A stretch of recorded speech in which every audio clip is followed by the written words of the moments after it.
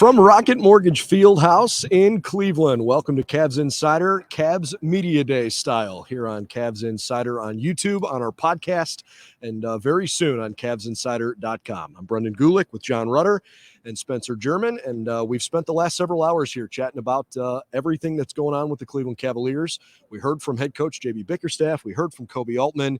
We had a chance to talk to all of the players and get a feel for a lot of the energy around this preseason.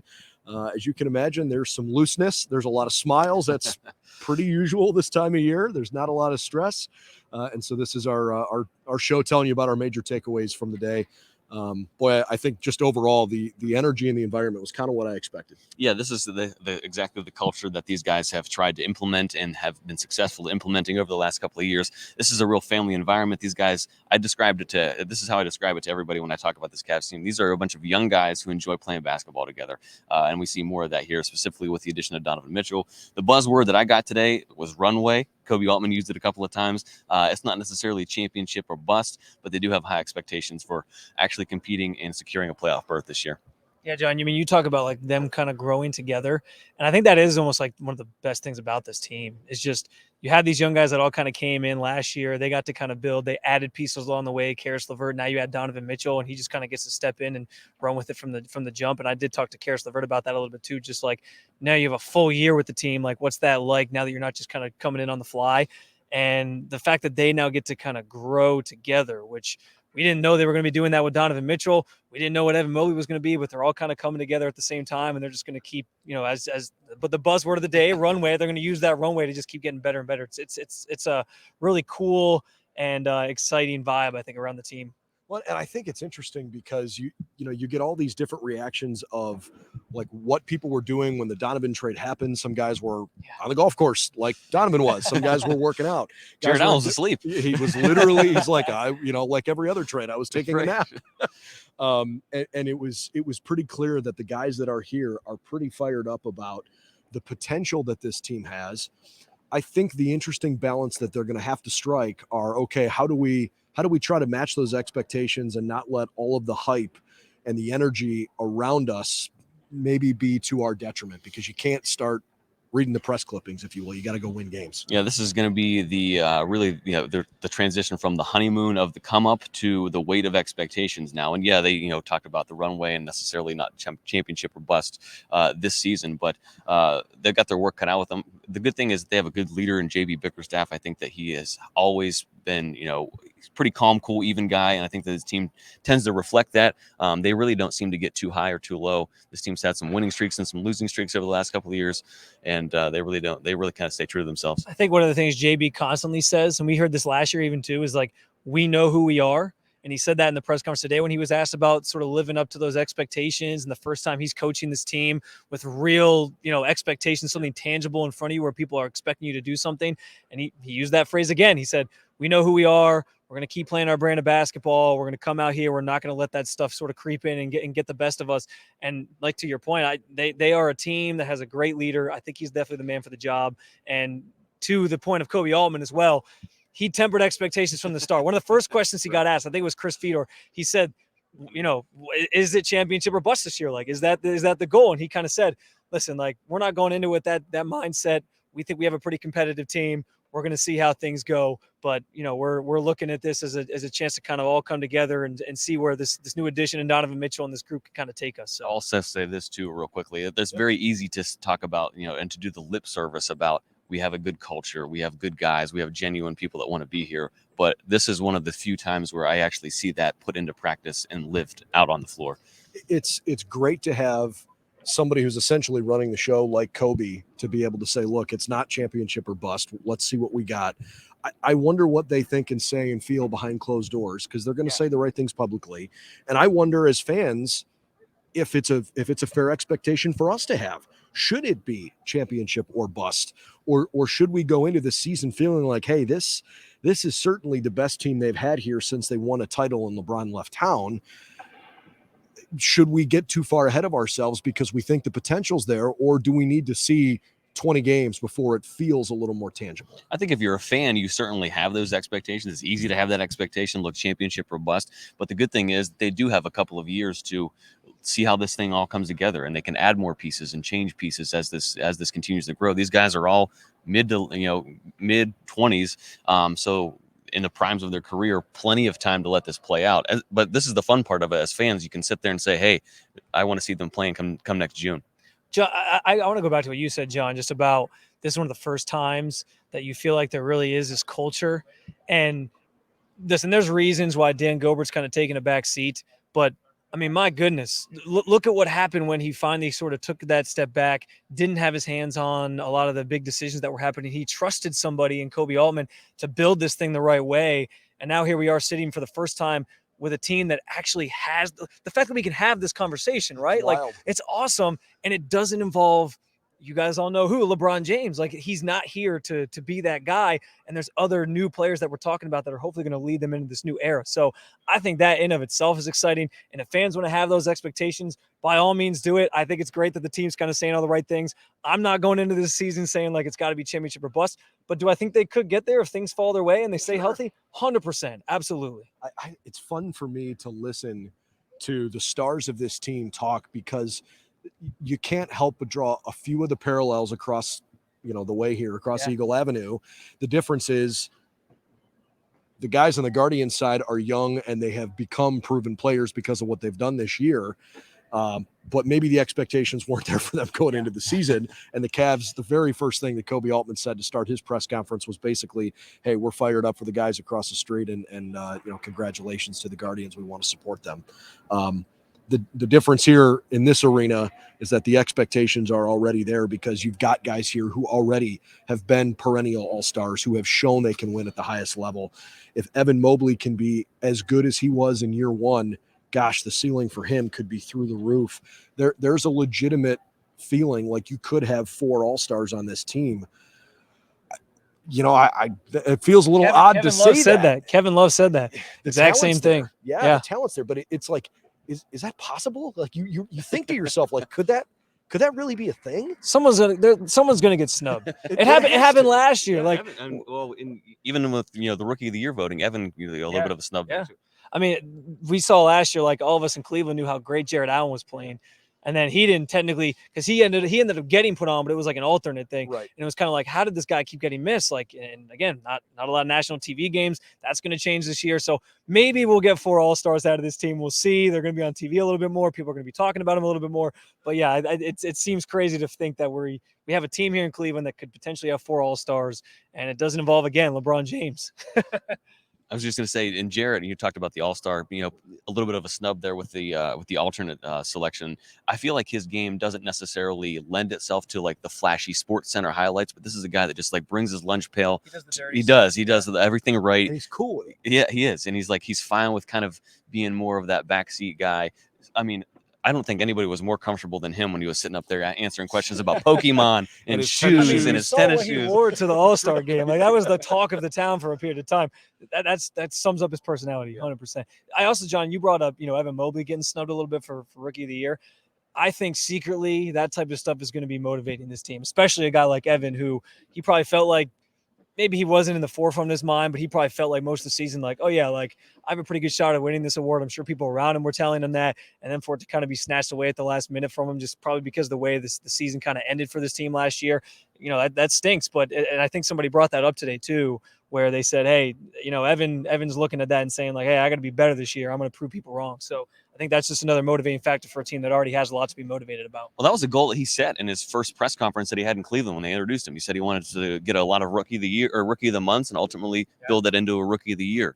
And he was right there. I think, he didn't necessarily quote unquote accomplish the goal, but he was right there in the conversation and set himself to take an even bigger step this year. I'm excited to see what this kid looks like in year 2. Oh God. Yeah. So I use the word raw, just, a 7-footer that was so lean. He's made a concerted effort in the offseason to bulk up. He said he wasn't sure how many pounds he put on. He's, eating better, the nutrition, the weight training aspect of it. We could really see a big jump from him in year 2. It's funny that there's rawness to him. Yeah. right? He doesn't come across as super professionally polished because he's still a kid. Yeah. Right. But he's a man, right? I mean, there's a difference there. I'm not criticizing his ability to handle his business. It's just there's a youth about him that you don't see in too many guys his size. It's refreshing too. Like, It you is. ask him a question with all these guys. You ask them a question, you get a genuine answer. Yeah, and we talk about expectations for the team as a whole. One thing I definitely am expecting for this group, or really individually, is Evan Mobley taking that next step in year 2. I think everybody here in Cleveland thinks the world of him. There's certainly people on the outside, NBA at large, media looking at this team, and they're saying this guy is the real deal. He's that next big superstar for this team. On a team that already has some guys you maybe think are superstars like Darius Garland and maybe Jared Allen and obviously Donovan Mitchell. So, yeah, that's something this year that I think I have very high expectations for is Evan Mobley taking that next step, becoming an all-star, becoming that guy that we're saying, yeah, this is the guy that we're rallying around. This is the guy that you want the ball in his hands in crunch time. I want that to be Evan Mobley by the end of the season. On a slightly less serious note for a second, there was probably a non-paid advertisement for Kevin Love to plug Il Rione as his favorite pizza spot in Cleveland. Hashtag no free ads, but I agree. I love Il Rione over in the Gordon Square area. It's awesome. And he said that's one of his favorite spots to take new teammates or take guys when they go out. And then he quickly said, I'm not giving away any of my other places. Like, I value my privacy and my solace sometimes. It might be an influx of Cavs fans making a trip there to check. I'll tell you what, out. Il Rione is hard to get into anyways because it's so pretty crowded. Popular already, so but I love it. Maybe Kevin Love gets to jump the line, but us, we have to show up and wait. So, let's talk Darius Garland for a second. I laughed when I heard him say, man, I love taking 17 to 20 shots a game last year, but I am also looking forward to not having to do that this year because Donovan's here. I think, one of the biggest questions going into the year is just, we think we know what that can be, but how does that actually look? And JB Bickerstaff essentially said the same thing. Like, it might take a little bit for these guys to figure out the on-court chemistry, but we certainly believe that the pieces are in place. I certainly think there's going to be opportunities for him to take those 17 to 20 shots on any given night. It might not be a nightly basis thing. Sure. But this team's got a lot of weapons that teams are going to have to address. And whether you're focusing on Evan Mobley, Jared Allen, Karis LeVert maybe coming off the bench, Donovan Mitchell, of course. Like there's so many threats that teams are going to have to scheme towards on any given night. Someone could pop off for 30, 40 points potentially. Yeah, no, you're 100% right. And to Brandon's point of you're bringing all these guys together. They all got to kind of adjust. I mean, Donovan Mitchell had a completely different role with the Jazz that he's going to have with this team. I mean, he was the leader of that offense. He was handling the ball primarily here. Some of that's going to get taken off of his plate, similar to how Darius Garland, someone's going to get taken off his plate in terms of the number of shots that he has to take. So, yeah, it's going to take some time. It's going to take some meshing. Even the best laid plans, I keep bringing up LeBron, even though he's not here. But when LeBron went to Miami the first time, everyone was laughing at how terrible they were at the beginning of the season. They still made the NBA Finals, right? Like, it took them time to kind of feel out how those things were going to go. I think for me, too, like this starting lineup, we know 4 of the 5 spots for sure. Who's going to be in that 3 spot, I think, is the thing that I'm really watching as we get ready for training camp, as we get ready for these practices. Who do you want to see? Off the top of my head, I think LeVert probably makes the most sense from a scoring standpoint, but it's interesting because what he brings in scoring, Okoro maybe doesn't bring you, but he's so good defensively, and you maybe want that body out there. So I'm interested to see how that shakes out. I actually asked both guys about that. Okoro gave the very standard. Okoro, I've heard, doesn't really love to talk basketball with some of us media members, so he kind of gave the very basic, just, whatever JB decides, what he decides. And, Karis kind of gave him more of a thoughtful answer about how he's just going into camp, ready to work hard, going to try to prove himself and see how it shakes out. But yeah, I'm curious to see how that one does play out. I guess I would lean Karis off the top of my head right now, just as he's maybe established himself a little bit more in the NBA. But I wouldn't be surprised if Okoro kind of sneaks in there and gets it. And there's also maybe a sleeper in Dean Wade waiting too, who could maybe sneak in and get it as well. I know JB loves his defense, and as you talked about Okoro bringing the defense, I think that could potentially be something that is almost like a matchup-based occurrence, where depending on who you're going up against on a given night, it could be Karis, it could be Isaac, it could be somebody else in there. Maybe that's part of the strength of this team, is that they've got guys that legitimately have not just depth on the roster, but a variation of skill set, and you feel like, hey, I can match up the way I want to in certain situations. Again, we'll sort of see how that goes as the season plays out. I don't know that there was necessarily a slam dunk soundbite of the day, but I thought Darius Garland was pretty poignant when he said, hey, look, I want to have a shorter summer next summer than I had this past year. I'm not hoping it. We are expecting that we're going to win. And maybe there's the delicate balance of like, well, how high are your expectations internally, what you're saying versus what you're actually feeling. But the impression certainly was given today that these guys recognize they might be onto something pretty special here. Time to go see how it all works out. I think that is kind of a nod to how cerebral this team could potentially be, where it's easy to look across that locker room and see the guys that you're in with. But I think that they all know and understand the work that goes into bringing this all together. And that really starts with JB preaching that from the top, about, cultivating that culture, developing as a team throughout, get from game 1 to 82. Like, this isn't just the thing that you're going to roll out, like you said a few minutes ago, that you're going to roll out game 1 and just go out like gangbusters. This is going to take some time to get together. And I think that they understand that. What was it, a little over a year ago, you had Jared Allen with the quote about, maybe in 3-4 years we'll be a 5 seed. I can tell you that, Cavs fans, the expectations definitely higher than the 5 seed. The hope is that you're in that top 4, you're hosting in the first round, and you're hopefully making a deep playoff run. So I can at least say that about the expectations for this team. I thought it was really cool that up front, JB Bickerstaff set the tone. We talked about that, but he specifically said, look, I really like genuinely coming to work every day. Yeah. Character matters. And he said, we're not going to sacrifice bringing in a guy that doesn't have the character to fit our culture just because he can do something on the floor. He said, we've got that right mix right now. And he goes, it's not like that everywhere else in the NBA. He's been other places. It's not like that. And so that's part of why I think it feels more tangible and real to feel good about this team, because the energy in here around those guys wasn't fake. No. Right. And, there's excitement about the beginning of the season, and like, that's regular, but the camaraderie, the goofiness between guys. Evan Mobley even asked to press. He did. And it was funny. He threw. Got to see more the conditioning drill that they have to do. Yeah. Beep test. That's right. Yeah. He threw Donovan under the bus when he did it. It was just like that kind of stuff. You want it from a young locker room that has parts of playoff experiences, but not as a whole. You want those guys to have that looseness and then the super competitive edge when they get out on the floor.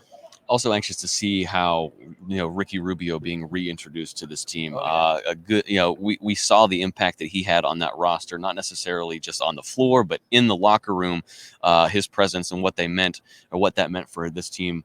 And what it was like when he was hurt. Just excited to see what he brings back. And his relationship with Donovan Mitchell, I think, could really cause things to flourish for this team. Yeah, I mean, the leadership on this team, to the point on Ricky Rubio, Kevin Love, that's massive, especially when you have a young group. Having both those guys back, I got a couple of pictures of them sort of taking pictures together as kind of the senior leaders of this group. That's going to be huge. And I agree with you. Like, you can go back and look at some of the numbers. Like, this team statistically fell off when Ricky Rubio was gone, when he got traded and he was out of the building, which I can't blame them for making the trade. Like, you have the contract there, you should probably do something with it. But once he was gone, like, there was just a different feel to this team completely. And that's what led, I think, largely to their collapse, even despite him not even being just on the floor. I think there was just some issues there with just the leadership. So the fact that he's back, the fact that he's able to kind of insert himself in that role again with Kevin Love, I think is going to be massive for this group. Ricky cracked a couple of jokes today, too. He said he paid Donovan Mitchell to say all those nice things about him in his introductory press conference. So, again, it is very easy to like these guys. It is very easy to want to go put on a Cavs t-shirt and to flip on the game and to watch them on any given night. And that's why it's fun as a fan, because you feel like it's identifiable. You don't feel like you're sacrificing any of your personal standards to follow the team. We'll just leave it at that. I know people have been wrestling with that in town, and I think it's refreshing for them to feel like they're going into a season where that's just not part of the conversation for them. And that's no slight to another team in town. It's just, that's what people are feeling in pockets of Cleveland fanhood.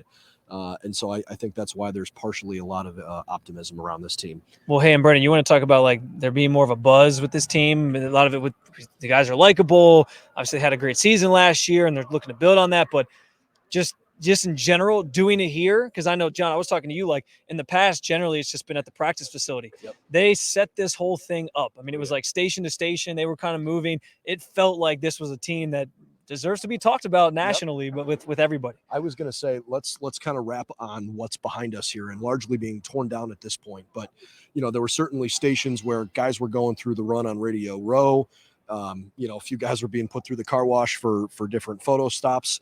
But did you have a favorite part that was not part of necessarily sit down and interviewing a guy, something that you saw back behind the scenes here? I always love, and they did this today, the kid sports Yeah, report that they have. I think that's the go-to answer, isn't it? Like you can't the beat little that. kids asking questions, like they're just so innocent. They're asking the most basic things, like, "Oh, what's your favorite color crayon?" Like it's the best. I feel like we all see, like we all saw some of ourselves in some of those kids today, like walking around there. The absolute best answer of the day. One of the little kids asked Robin Lopez, like, "Hey, what's your favorite restaurant?" And he wasn't really sure or didn't want to give an answer. So he kind of turned the question on them, because the question was about what's your favorite place to eat in Cleveland. And the little girl's like, well, I mean, there's Chick-fil-A, there's McDonald's. Places you can I was find like, anywhere else. Like, this is just gold, absolute gold content. That's great. It's That's awesome. great. So a fun day here for sure. Yeah, Absolutely. absolutely. Any final thoughts? Anything? Looking forward to seeing this team on the practice floor tomorrow. Yep. And look, with the preseason tips off, a week or so away. And October 4th. before we know it, we will be talking about this team headed to Toronto and potentially being there to see them tip it off against the Raptors. Yeah, I'm just excited, Brendan, about both being able to cover the team this year and for the fans out there watching to be able to be part of this run, because I think it's going to be a really special season. Whether that ends in championship or not, I think it's still going to be something worth tuning in for, something for fans to get excited about. And yeah, I'm glad I get to sort of be part of the ride with this team here that we have assembled, because I think we're going to do some great stuff. We certainly have some great content coming your way. We're certainly excited. The Cavs will get underway with practice starting tomorrow. We will have some media availability after practice, and we'll share with you whatever is said and whomever says it. We'll certainly have that posted. And please keep in mind that this is just the beginning for us. We will have publishing rights on CavsInsider.com, part of the Sports Illustrated Media Group, FanNation Network. That starts on October 1st. So for the first week or so here, you'll just see our faces and hopefully hear the podcast. But starting on October 1, you'll have plenty of content that you can read as well. So that's it from Cavs Media Day today. We'll check in with you tomorrow from Independence. For Spencer German, for John Rudder, I'm Brendan Gulick. Thanks for joining us here on the Cavs Insider Podcast from Rocket Mortgage Fieldhouse in Cleveland. We'll see you tomorrow. Cavs Media Day was awesome.